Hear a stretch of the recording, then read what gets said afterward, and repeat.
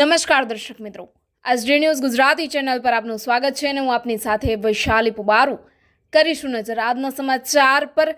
અંકલેશ્વરથી આદિવાસી દિવસ નિમિત્તે નેત્રંગ 4 રસ્તા પર ભગવાન શ્રી બિરસા મુંડાજીની પ્રતિમાને ફુલહાર અર્પણ કરી સભાને સંબોધન કર્યું।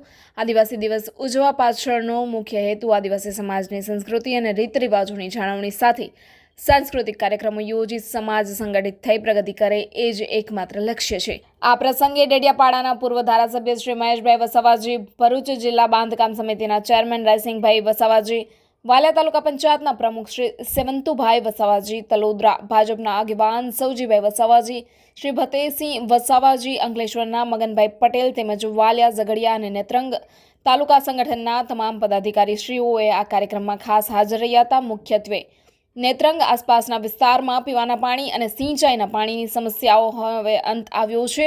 વીજળીનો પૂરતો પુરવઠો મળી રહે તે માટે સબસ્ટેશન બનાવવામાં આવશે। શિક્ષણનું સ્તર ઉપર આવે તે માટે નવી કોલેજો શરૂ કરવામાં આવી છે।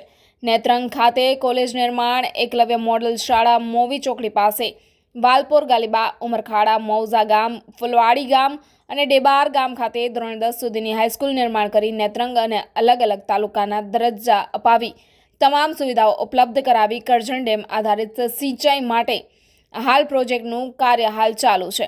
વીજ સબસ્ટેશન નિર્માણ બાબતે જે વિઘ્ન સંતોષી લોકો વિરોધ કરી રહ્યા છે તે દુઃખદ બાબત છે।